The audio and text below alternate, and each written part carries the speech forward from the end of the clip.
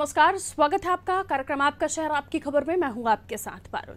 हम बड़ी खबरों को आपसे रूबरू कराने जा रहे हैं जिन पर दिन भर हमारी भी नजर होगी। तो 5 तस्वीरें आप देख लीजिए सबसे पहले, जिसमें हम आज सबसे पहले बात करने वाले हैं 2 मार्च यानी कि कल पेश होने वाले प्रदेश के बजट की। दूसरी खबर बढ़ती महंगाई को लेकर होगी। तीसरी खबर में बात करेंगे कैसे प्रदेश में खनन माफिया बेखौफ नजर आ रहे हैं। चौथी खबर बैरसिया से है, जहां एक किसान ने पीएम मोदी से हेलीकॉप्टर देने की मांग की है।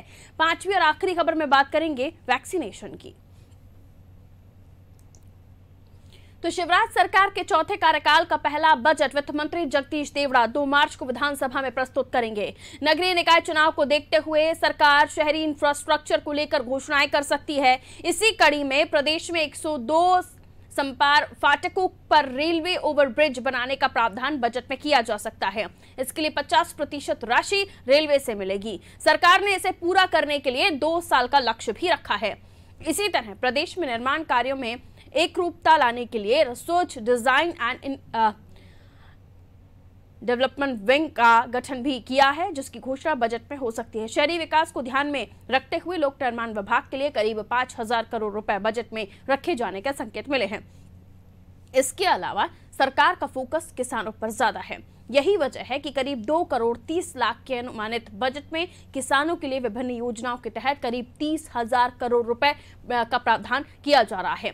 इसी तरह कस्टम हायरिंग सेंटर की संख्या बढ़ाने की भी संभावना है।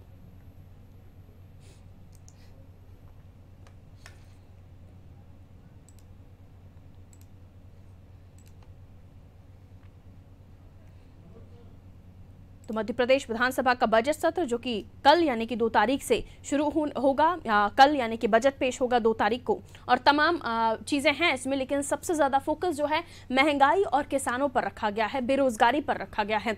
और चलिए इस बजट में और क्या कुछ हम खास देखेंगे समझने की कोशिश करते हैं। हमारे पॉलिटिकल एडिटर मनोज वर्मा जी हमारे साथ इस वक्त फोन लाइन पर मौजूद हैं। मनोज जी, क्या खास आप देखते हैं कल जो बजट रखा जाएगा सदन में, उसमें बताया तो यही जा रहा है कि किसानों पर सबसे ज्यादा फोकस है, बेरोजगारी पर सबसे ज्यादा फोकस है, और किस तरह की और चीजें हम इसमें देखेंगे?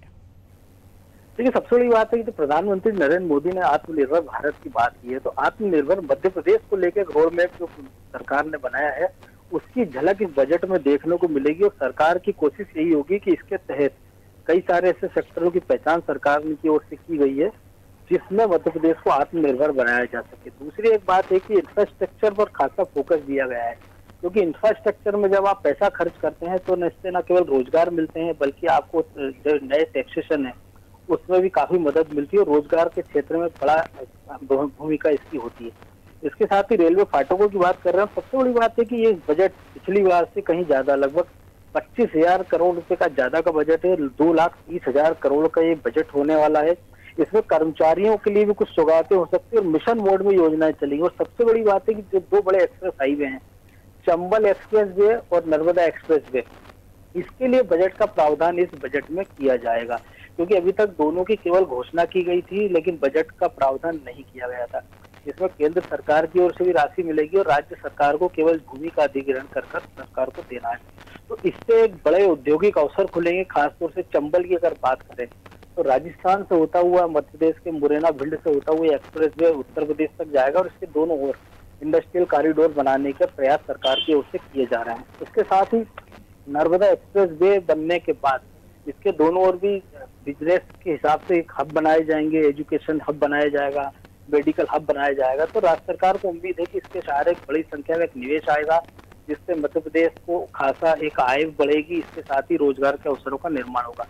किसानों के लिए लगभग 30,000 करोड़ रुपए का सरप्लस बजट सरकार इस बजट प्रावधान में रख सकती है, क्योंकि तो केंद्र सरकार राशि दे रही है 6,000 रुपए सालाना किसानों को। मध्य प्रदेश सरकार ने उसमें अपनी ओर से 4,000 रुपए जोड़ दिए हैं, तो कुल मिलाकर 10,000 रुपए की राशि किसानों को दी जा रही है। इसका विस्तार और किया जा सकता है। इसके साथ ही भावांतर जैसी योजना है जो कि पिछली बार मुख्यमंत्री के रूप में शिवराज सिंह चौहान लाए थे, और जब बड़े पैमाने पर हमने देखा था कि मध्य प्रदेश में प्याज की उत्पादन ज्यादा हुआ था और उसकी कीमतें गिरकर 2 रुपए तक आ गई थी। इसके बाद इस योजना को लागू किया गया था, तो इस योजना को फिर से लागू करने के लिए इस बजट प्रावधान में प्रावधान किया जा सकता है। पर बिल्कुल, बहुत शुक्रिया मनोज जी जानकारी देने के लिए। तो कई ऐसी खास चीज़ें हैं, आत्मनिर्भर भारत और आत्मनिर्भर मध्य प्रदेश, जिसको खुद मुख्यमंत्री बढ़ाना चाहते हैं, और इसी को लेकर कैसे आगे राजस्व को बढ़ावा दिया जाएगा, इसको लेकर भी सरकार का रोड मैप तैयार है। ग्वालियर चंबल एक्सप्रेसवे, इसको लेकर प्रावधान तो था, लेकिन बजट में प्रावधान नहीं था, इस पर भी जोर होगा। आगे बढ़ते हैं। डीजल के दाम में बेतहाशा बढ़ोतरी से परेशान आम लोगों को एक बार फिर घरेलू गैस ने झटका दिया है। घरेलू गैस सिलेंडर में महंगाई का बम एक बार फिर फूटा, जिसका कहर गांव-गांव, शहर-शहर में है। 4 फरवरी से 1 मार्च के बीच केंद्र सरकार के इशारे पर ऑयल कंपनियां 4 बार गैस के दाम में मूल्य वृद्धि कर चुकी हैं। एलपीजी में सोमवार को 25 रुपए की मूल्य वृद्धि की गई, जिसके बाद भोपाल में रसोई गैस सिलेंडर 825 रुपए का हो गया है। कमर्शियल गैस सिलेंडर 95 रुपए मूल्य वृद्धि के साथ 1621 रुपए हो गया है। और इसी के साथ मई 2020 में जिस गैस सिलेंडर की कीमत 588 रुपए थी, आज वो भोपाल में 825 रुपए का बिक रहा है। अब आम लोगों को चिंता सताने लगी है कि आखिर घर के बजट को कैसे मैनेज करें। पेट्रोल डीजल की कीमतों ने पहले आम आदमी की कमर तोड़ रखी है, अब लगातार घरेलू गैस सिलेंडर के बढ़ रहे दामों ने लोगों को सख्ते मिला दिया है। तो घरेलू गैस जो हर घर की जरूरत है, अब 588 कीमत थी, और अब जो उछाल मारी है इस रसोई गैस सिलेंडर ने, 3 बार फरवरी मंथ में ही इसके दाम बढ़ चुके हैं, और अब 825 रुपए ये मूल्य पहुंच चुका है। रत्नाकर त्रिपाठी जी हमारे न्यूज़र हैं, हमारे साथ इस वक्त फोन लाइन पर बने हुए हैं। रत्नाकर जी, ना केवल गैस सिलेंडर बल्कि हम देख रहे हैं लगातार जो महंगाई है वो इंसान की कमर तोड़ रही है। मध्य प्रदेश के खास तौर पर हम बात करें जहां सबसे ज्यादा फ्यूल महंगा है, और उसके अलावा हम देखें रसोई गैस सिलेंडर जिसने चौंका के रख दिया है। निश्चित रूप से बहुत इसमें आश्चर्य वाली बात यह है कि राज्य सरकार की तरफ से इस दिशा में, चाहे पेट्रोलियम पदार्थों की बात कर लें या एलपीजी की बात कर लें, इनकी कीमतों में कमी की कोई कोशिश भी नहीं की जा रही है। जो लोगों को थोड़ी बहुत उम्मीद है कि कल आने वाले बजट में कुछ बड़ी राहत मिल सकती है, तो अब ये 825 अगर रेट हो गया है, सरकार यदि अपने स्तर पर कुछ करती भी है तो कितना कर पाएगी देखने वाली बात होगी। 100 रुपए के करीब यदि पेट्रोल पहुंच चुका है, और उसमें अगर आप कह देते हैं बैठ में हम कुछ छूट दे देंगे, तब भी जो पहले के मुकाबले जो दाम अनशन तरीके से बढ़े हैं, उनमें उनको पुरानी स्थिति में लौटने या लोगों को उससे राहत मिलने जैसी कोई संभावना नहीं है। और इसमें सबसे ज्यादा जो नुकसान है वो प्राइवेट सेक्टर्स के लोगों का हो रहा है, क्योंकि गवर्नमेंट में तो एक जो उनको महंगाई भत्ता मिलता है या जो उनको वेतनमान वगैरह संशोधित कर दिए जाते हैं, उसके जरिए उस तबके को बहुत बड़ी राहत मिल जाती है। लेकिन जो प्राइवेट सेक्टर है, आप इस बात को ध्यान रखें, पारुल के कोरोना के चलते यूं ही प्राइवेट सेक्टर में बुरी तरीके से मंदी की मार है, लोगों की नौकरियों पर खतरा बना हुआ है, सैलरीज पर उनकी खतरा बना हुआ है। और उसके बीच में यदि इन्हीं हालात से वो दो चार हो रहे हैं, मध्य प्रदेश केवल सरकारी कर्मचारियों और अधिकारियों का राज्य नहीं है, कोई भी राज्य नहीं है देश का, वहां पर अगर इस तरह की स्थिति, आप सोचिए जो प्राइवेट सेक्टर से जुड़े हुए जो लोग हैं उनके लिए परिवार चलाना मुश्किल हो गया है।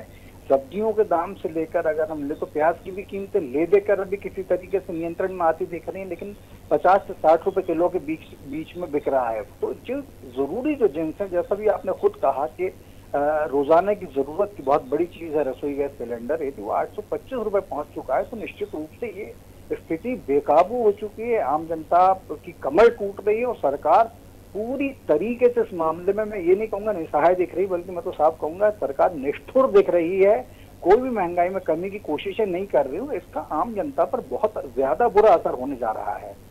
बिल्कुल, और अभी भी ध्यान नहीं दिया गया रत्नाकर सर, तो आने वाले समय में घर का बजट तो बिगड़ेगा ही। और हम देख रहे हैं कि लोगों की अर्निंग्स बहुत ज़्यादा नहीं हो रही हैं। जो व्यापारी हैं उनका भी काम कोरोना के बाद से प्रभावित हुआ है, भले ही आप कितना भी कह लीजिए कि हम उस स्थिति में लौट गए हैं, यानी प्री कोरोना पीरियड में हम लौट गए हैं, लेकिन उसके बाद भी ना, अगर व्यापारी हैं तो जाहिर है उन्होंने नौकरों की कमी कर ली होगी, जो काम करने वाले उनके यहाँ सेल्समैन होंगे उनकी कमी कर ली होगी, उनकी नौकरी प्रभावित हुई है। कई संस्थानों में हम देख रहे हैं सैलरी की कटौती हुई है, तो पहले से ही उनके ऊपर मार पड़ी हुई है, ऊपर से महंगाई बढ़ाना। जाहिर है सरकार तो घिरे रही है, और आम आदमी को भी समझ में आ रहा है कि क्यों आखिर प्रयास नहीं हो रहे हैं। क्या एकमात्र यही एक संसाधन है जिससे राजस्व इकट्ठा किया जा सकता है? निश्चित रूप से आप देखिए, कोई भी किसी भी तबके स्तर पर ये बात नहीं उठ रही कि आप शराब की कीमतें कम कीजिए, क्योंकि लोगों को पता है कि उस चीज से उनका पैसा कोई साबका नहीं पड़ता है। लेकिन ये जो जरूरी चीजें होती हैं, यदि आप इस बात का बहुत ढिंडोरा पीट रहे हैं कि लॉकडाउन के दौरान मध्य प्रदेश से होकर जो मजदूर गुजरे आपने उनके लिए आर्थिक संसाधनों से उनकी मदद की, या जो मजदूर दूसरे राज्यों से आपके राज्य में वापस आए जो प्रवासी मजदूर, उनके खाते में सीधे आपने पैसे डाले। अगर आप कह रहे हैं कि किसानों के खातों में आप सीधे पैसे डाल रहे हैं, तो सवाल ये उठता है कि बाकी के जो तबके जो वंचित हैं इन चीजों से, जो बुरी तरीके से प्रभावित हो रहे हैं, आखिर उनके लिए कोई कल्याणकारी स्कीम आप लेकर कब आएंगे? किसान आपका बहुत बड़ा वोट बैंक है, मजदूर श्रमिक आपके बहुत बड़े वोट बैंक है, क्योंकि उस समय आपको सारे देश में अपनी इमेज चमकानी थी, ये दिखाना था कि कमलनाथ सरकार ने कोई काम नहीं किया कोरोना के बावजूद। देखिए हम कितने काम करते चले जा रहे हैं, मजदूरों की चिंता कर रहे हैं, हम तमाम चीजें कर रहे हैं। लेकिन जो एक कॉमन मैन है जिसकी हम लगातार बात कर रहे हैं, अभी आपने प्राइवेट सेक्टर का जिक्र किया, उसके लिए उपलब्धियों के नाम पर आपके पास यही है कि हमने मास्क के लिए जागरूकता फैलाई, हमने उसको अस्पतालों में इंतजाम कर दिए, बावजूद उसके बाद लेकिन ये जो दोहरी मार पड़ रही है, कोरोना से भी बुरी जो महंगाई की लोगों के ऊपर मार पड़ रही है, इस दिशा में कोई कदम उठाए जाने चाहिए, नहीं तो इसको लेकर निश्चित रूप से लोगों का असंतोष बढ़ता चला जाएगा। क्योंकि स्थिति पूरी तरीके से ऐसी हो चुकी है जैसे पानी सिर के ऊपर से निकल जाना कहते हैं, और जनता इस चीज पे रिटेलिएट करने के मूड में आ रही। रिटेलिएट से मतलब कोई क्रांति का नहीं है, लेकिन फिर भी मौका आते हुए कहीं ना कहीं हिसाब जरूर चुकता करेगी, क्योंकि जिस देश में प्याज की कीमतों पर सरकार जा सकती है, तो वहां तो ये पेट्रोल, डीजल, घरेलू गैस और बाकी तमाम चीजों में आग लगी हुई है। तो उसका निश्चित रूप से लोगों में बहुत गुस्सा है, और सरकार को इस दिशा में आपको सुधारात्मक और ठोस सुधारात्मक कदम उठाने चाहिए। बिल्कुल, इस मामले में ज़रूर अब एक्शन मोड में आ जाना चाहिए गवर्नमेंट को, लेकिन नहीं तो आने वाले दिनों में लोग काफ़ी हद तक परेशान हो जाएंगे। बहुत शुक्रिया रत्नाकर जी हमारे साथ जुड़ने के लिए। परेशानी वैसे ही बढ़ी हुई है और अभी भी सरकार ने इस मामले में कोई ठोस कदम नहीं उठाया, तो महंगाई की मार के चलते लोगों को बहुत सारी चीज़ों को झेलना पड़ेगा, बहुत सारी चीज़ें उनकी दिनचर्या में प्रभावित होंगी, घरों में रसोइयों में प्रभावित होंगी। आगे बढ़ते हैं। मध्य प्रदेश में एक तरफ प्रदेश के मुखिया शिवराज सिंह चौहान खुद के फॉर्म में होने और माफियाओं को जमीन में गाड़ देने की बात कर रहे हैं, दूसरी तरफ खनन माफिया इस कदर बेखौफ हो चुके हैं कि वो अब कानून को अपने हाथों में लेने से भी बाज नहीं आ रहे। ताजा मामला रायसेन का है, जहां वन परिक्षेत्र के ग्राम बहेड़ में अवैध उत्खनन पर कार्रवाई करने गए वन अमले पर खनन माफियाओं के लोगों ने हमला कर दिया। हमले को घेर कर डंडे और पत्थर बरसाते हुए माफिया जब्त की गई ट्रॉली और पत्थर अपने साथ ले गए। लाचार वन अमला किसी तरह अपनी जान बचाकर वापस लौटा और थाने में रिपोर्ट दर्ज कराई। हमले में एक वन रक्षक घायल हुआ है। वन अमले पर हमले का लाइव वीडियो भी वायरल हो रहा है, जो नादी टीवी के पास है, जिसमें बेखौफ माफिया उसके गुर्गे वन अमले को घेर कर मारपीट करते और धमकाते हुए दिखाई दे रहे हैं। घटना उस वक्त की है जब डिप्टी रेंजर जीवन सिंह पवार के साथ 6 वन रक्षक बड़ौदा सांचेत में गश्त पर गए थे। इस दौरान उन्हें एक ट्रैक्टर भागता हुआ दिखाई दिया, जिसका पीछा करते हुए ट्रैक्टर को जब्त किया गया। इस दौरान खदान से बहादुर सिंह अवैध खनन करते हुए भी पाया गया। खदान से ट्रैक्टर ट्रॉली को जब्त करने के बाद वन अमला जब्ती की कार्रवाई ही कर रहा था कि तभी बहादुर सिंह वहां पहुंचा और कार्रवाई नहीं करने के लिए दबाव बनाया। जब वन अमले ने कार्रवाई जारी रखी तो कुछ ही देर में मुंह पर कपड़ा बांधे लगभग 10 लोग खदान पर पहुंचे और वन अमले पर डंडे और पत्थर बरसाना शुरू कर दिया। वन माफिया बहादुर सिंह पर पहले भी मामले दर्ज हो चुके हैं, लेकिन पुलिस ने समय रहते कोई कार्रवाई नहीं की। नतीजा, आरोपी के हौसले लगातार बुलंद रहे। क्या कर रहा हो? कर क्या रहा हो? क्या गया? अरे कोई कुछ नहीं कर रहा।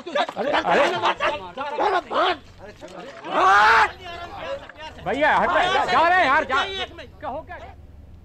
तो लाठी डंडे बरसाए हैं वन अमले पर नकाबपोश माफियाओं ने।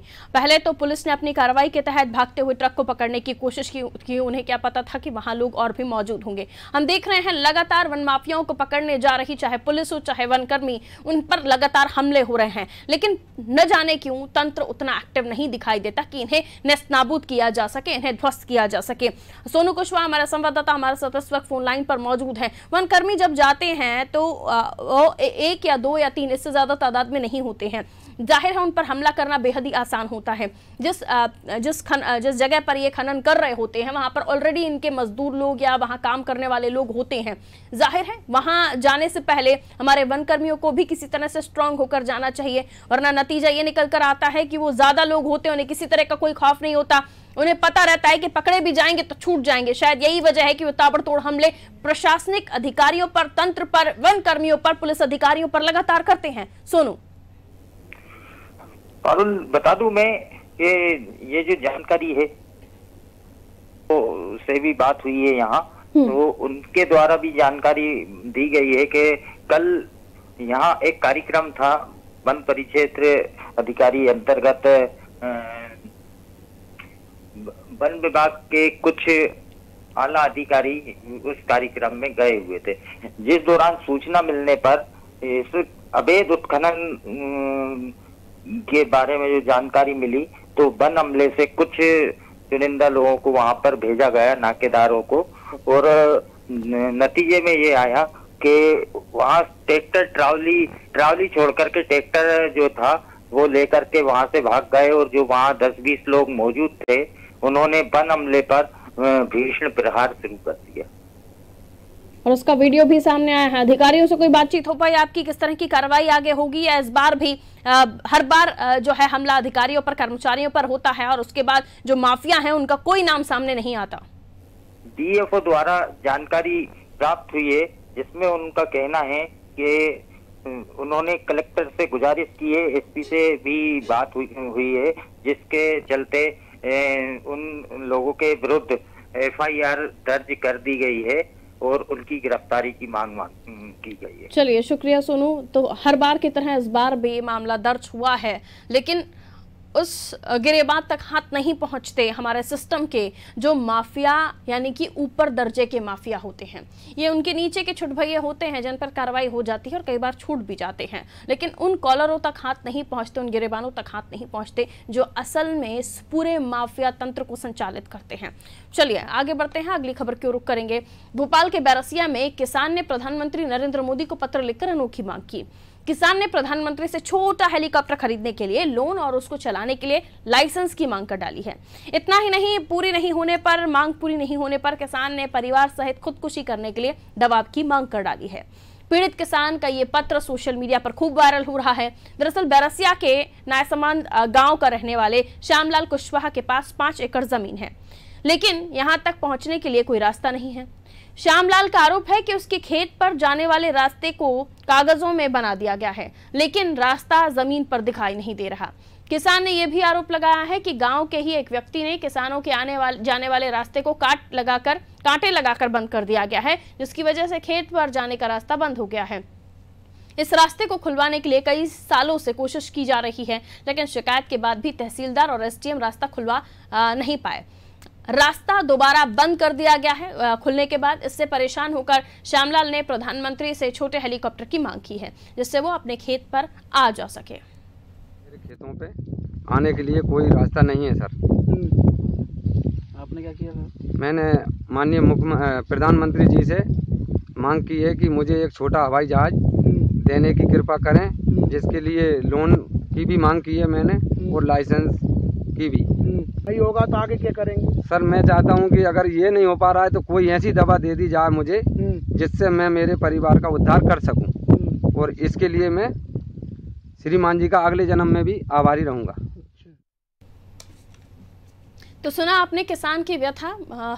रास्ता नहीं है उसके खेत तक पहुंचने के लिए। कुछ लोगों ने कांटे डालकर उस आने जाने के रास्ते को बंद कर दिया है। इस अनोखी मांग को पूरे मीडिया में या फिर कहें सोशल मीडिया में पब्लिसिटी मिल रही है, और ये किसान कह रहा है कि आप हेलीकॉप्टर भिजवा दीजिए, छोटा ही सही, लाइसेंस दिलवा दीजिए, कम से कम मैं अपने खेत पर तो आ जा सकूंगा। तो कुछ ऐसी ही परेशानियां हैं हमारे देश में किसानों की। चलिए और भी समझते हैं। आशीष शर्मा संवाददाता फोन लाइन पर इस वक्त हमारे साथ मौजूद हैं। इतना प्रताड़ित हो गया ये किसान, 20 सालों से मांग करते रहे ये लोग कि इन्हें रास्ता मिल जाए, रास्ता नहीं मिला। अब ये डिमांड की है या तो हेलीकॉप्टर दीजिए या हमारी जान ले लीजिए। आशीष। पारुल जी, मैं बताना चाहूंगा कि ये मामला बैरसिया के तहसील नायसमन गांव का है। श्यामलाल करीब 10-15 सालों से परेशान है। रास्ते के चक्कर में 5 एकड़ की खेती है, लेकिन उस पे रास्ता बंद है। कहीं आने जाने के लिए उसका कोई रास्ता नहीं खुला। कई बार वो शिकायतें कर चुका है भोपाल से लेकर कलेक्टर महोदय, एसडीएम तक, लेकिन प्रशासन ने उसकी एक न सुनी। और इस वक्त वो इतना परेशान होकर उसने एक आवेदन दिया है, और आवेदन में लिखा हुआ है कि माननीय प्रधानमंत्री जी मुझे एक हेलीकॉप्टर दिला दीजिए, उसका साथ लाइसेंस दे दीजिए, जिससे मैं अपने खेत पे जा सकूं। अगर वो नहीं उपलब्ध करा सको तो एक ऐसी दवाई दे दीजिए जिससे मेरे परिवार को वो दवाई पीकर मेरा उद्धार हो जाए। लेकिन ऐसा ये सोशल मीडिया पर ये उसका आवेदन जमकर वायरल हो रहा है। बिल्कुल, आप देखते हैं कि ये खत कहां तक पहुंचेगा, क्या पीएम तक या सीएम तक पहुंचेगा, ताकि कोई तो आए किसानों की मांग को स्वीकार करे या फिर यहाँ रास्ता बनवा कर दे। बहुत शुक्रिया जानकारी के लिए आशीष। तो चलिए बढ़ेंगे अब अगली खबर की तरफ। देश और प्रदेश में कोरोना वैक्सीनेशन का दूसरा चरण शुरू हो गया है। इसमें 60 साल से अधिक उम्र के और हार्ट, डायबिटीज, बीपी सहित 20 तरह के गंभीर बीमारियों के 45 से 59 साल की उम्र के मरीजों को टीका लगाया जा रहा है। प्रदेश में 60 से अधिक उम्र के 71,62,000 बुजुर्ग हैं। इन्हें फोटो युक्त पहचान पत्र तो बीमार लोगों को किसी डॉक्टर से जारी प्रमाण पत्र वैक्सीनेशन सेंटर साथ ले जाना होगा। मध्य प्रदेश को इस चरण के लिए 16,63,000 डोज केंद्र सरकार से मिले हैं। सरकारी सेंटर पर वैक्सीन निःशुल्क तो प्राइवेट पर 250 रुपए में लगेगी। प्रदेश में 186 सरकारी सेंटर्स हैं। इनमें 51 जिला अस्पताल, 84 सिविल, 13 शासकीय, 3 निजी महाविद्यालय, 35 निजी अस्पताल शामिल हैं। आयुष्मान योजना से जुड़े उन सभी निजी अस्पतालों में वैक्सीनेशन शुरू हो गया है जहां कोल्ड चेन की व्यवस्था है। दूसरे चरण के तहत पीएम मोदी ने सबसे पहले टीका लगवाया, तो वहीं मध्य प्रदेश में किसी मिनिस्टर को पहला टीका लगाए जाने की चर्चा थी। ऐसे में पहला टीका स्वास्थ्य मंत्री प्रभुराम चौधरी ने जेपी अस्पताल में लगवाया। टीका लगवाने के बाद स्वास्थ्य मंत्री प्रभुराम चौधरी ने कहा, हम सबको मिलकर कोरोना को हराना है। कोरोना का टीका पूरी तरह से सेफ है। जब मंत्री और साथ ही प्रधानमंत्री भी अगर इस वैक्सीनेशन को ले रहे हैं तो ये टीका पूरी तरह से सेफ है। देश से कोरोना को खत्म करने के लिए अगले टीकाकरण अभियान की शुरुआत हो चुकी है। दिल्ली में जहां पीएम मोदी ने टीका लगवाया, वहीं मध्य प्रदेश में हेल्थ मिनिस्टर प्रभुराम चौधरी ने खुद टीका लगवाया। सर, क्या कहेंगे इस अभियान के बारे में? 60 साल से बुजुर्गों को टीका अभियान की शुरुआत हो चुकी है। आज से सेकंड चरण वैक्सीनेशन का अभियान शुरू हो गया है। 60 साल से उम्र कंप्लीट करने वाले लोग जो हमारे 1 जनवरी 2022 को भी जो 60 साल की उम्र पूरी कर रहे हैं, वो इस श्रेणी में आते हैं। वो लोग सब वैक्सीनेशन की पात्रता की श्रेणी में आते हैं, वो लगवा रहे हैं। दूसरा जो कोमॉर्बिडिटी है, 20 प्रकार की बीमारी जिनको हैं, जिनकी सूची दी गई है, और वो 45 साल से 59 साल की जिनने उम्र की पूरी की है, वो रजिस्टर्ड मेडिकल प्रैक्टिशनर जो MCI के द्वारा अप्रूव हैं, उनके सर्टिफिकेट के लेकर वो लोग भी वैक्सीन लगवा सकते हैं। और जो हेल्थ केयर वर्कर और फ्रंटलाइन वर्कर छूट गए थे, वो भी लगवा सकते हैं। सर, तमाम तरह के सवाल खड़े किए थे विपक्ष ने, कई नेताओं ने वैक्सीन को लेकर, उनको आज जवाब मिला है। आप क्या कहना चाहेंगे? देखिए, जो भी सवाल किए गए थे वो पूरी तरह निराधार थे। इस बात का जवाब देश की जनता ने दिया है। लाखों लाखों लोगों ने वैक्सीन लगवाई है। पूरी तरह से वैक्सीन सेफ है, सुरक्षित है, और जो पात्रता की श्रेणी में आते हैं उन सब लोगों को लगवाना चाहिए। सर, आप कैसा फील कर रहे हैं? अभी कुछ देर पहले आपने वैक्सीन लगवाया। मैं नॉर्मल हूं और जैसा हमेशा फील करता हूं वैसे ही फील कर रहा हूं। कोई किसी प्रकार की कोई दिक्कत नहीं। बिल्कुल, ये तो थे हमारे साथ स्वास्थ्य मंत्री प्रभुराम चौधरी। उन्होंने कहा कि बिल्कुल सेफ हूँ, बिल्कुल सिक्योर है, कोरोना की वैक्सीन बिल्कुल सुरक्षित है। कैमरा पर्सन मनीष के साथ वैभव गुप्ता, अनादि टीवी, भोपाल। वैभव गुप्ता विशेष संवाददाता फोन लाइन पर इस वक्त मौजूद हैं। तो वैक्सीनेशन अब उन लोगों के लिए जो इस चरण में हमें दिखाई देंगे और कोई भी ना छूटे, वैभव, इस बात की अपील लगातार मंत्री, प्रधानमंत्री भी कर रहे हैं। लेकिन ये चीज साफ है कि किसी तरह की कोई गड़बड़ी इस टीके में नहीं है, जो बार बार र्यूमर्स या इस तरह की अफवाहें थी। मंत्री जब ले रहे हैं, खुद प्रधानमंत्री ले रहे हैं, तो जाहिर है सभी को इस वैक्सीनेशन को लेना चाहिए।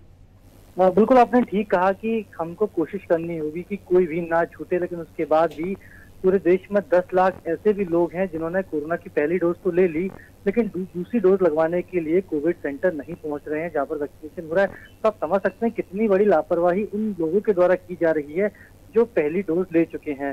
हालांकि आज मुख्यमंत्री शिवराज सिंह चौहान, माफ कीजिएगा, पीएम नरेंद्र मोदी खुद एम्स पहुंचे और बिना किसी की जानकारी के वो एम्स पहुंचे और उन्होंने कोविड की वैक्सीन लगाई, स्वदेशी वैक्सीन लगवाई। उसके बाद मध्य प्रदेश में भी हम देखे कि हेल्थ मिनिस्टर खुद प्रभुराम चौधरी जेपी अस्पताल पहुंचे और बाकायदा उन्होंने बयान भी दिया कि वैक्सीनेशन के लिए मैंने कोविन के पोर्टल पर रजिस्ट्रेशन किया था, उसके बाद मैं वैक्सीनेशन कराने के लिए पहुंचा हूँ। वैक्सीनेशन कराने के बाद मीडिया कर्मियों ने उनसे बातचीत हुई कि उनके एक्सपीरियंस को जाना।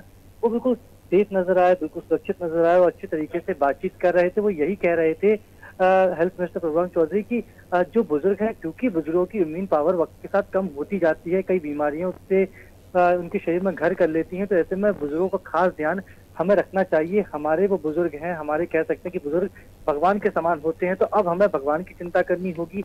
हमारे घर में जितने भी बुजुर्ग हैं, बाकायदा हम उनका कोविन पर फोटो पे जाकर रजिस्ट्रेशन कराएं, उनको बाकायदा कोविड की वैक्सीन लगवाएं ताकि उनके शरीर में और कोविड को लेकर इम्यून पावर डेवलप हो सके और कोरोना से डरने की जरूरत तो है, लेकिन जब वैक्सीन आ चुका है तो आपको वैक्सीनेशन प्रोग्राम पर भी ध्यान देना होगा, क्योंकि भारत की जनसंख्या 1 अरब से ज्यादा है। तो भारत का जो टीकाकरण अभियान है वो दुनिया में अपने आप में सबसे बड़ा अभियान हो जाता है। ऐसे में डरने की जरूरत तो है कोरोना से है, लेकिन कोरोना वैक्सीनेशन को लेकर डरने की जरूरत नहीं है। लोगों को समझना होगा कि जब पीएम खुद को वैक्सीनेट कर सकते हैं, हेल्थ मिनिस्टर खुद को वैक्सीनेट कराने के लिए आगे आ सकते हैं, तो कहीं ना कहीं वैक्सीनेशन सुरक्षित है। वो यही बात पीएम मोदी भी आज यही बताना चाहते थे। चलिए बहुत शुक्रिया जानकारी के लिए। तो प्रधानमंत्री नरेंद्र मोदी ने जब वैक्सीनेशन ली तो पूरे देश में, पूरी दुनिया में ये संदेश गया कि भारत में बनी जो वैक्सीन है वो किसी तरह से गलत नहीं है। जो अफवाहें फैलाई जा रही थी उस पर सीधे तौर पर पानी फिरता हुआ नजर आया। और मध्य प्रदेश के हेल्थ मिनिस्टर प्रभुराम चौधरी ने भी वैक्सीन ली है। अब सवाल ये, जो वैभव ने भी कहा कि पहला डोज लेने के बाद लोग दूसरा डोज लेने के लिए नहीं पहुंचे, ये सबसे बड़ी लापरवाही है। क्योंकि एक डोज अगर आपने लिया है तो पूरा डोज लेने के बाद ही उस बीमारी को यानी कोरोना को आप मात दे पाएंगे। ये ध्यान रखना बेहद जरूरी है। और इसी के साथ अब बुजुर्गों को टीके लगने लगे हैं। जिन्हें बीमारी है उन्हें डॉक्टर का प्रमाण पत्र लेकर टीका लगवाने के लिए जाना है। और सरकारी अस्पताल के साथ ही प्राइवेट हॉस्पिटल्स में भी कोरोना वैक्सीनेशन को आप ले सकते हैं। इसी के साथ मुझे दीजिए इजाजत। आप देखते रहिए अनादि टीवी। नमस्कार।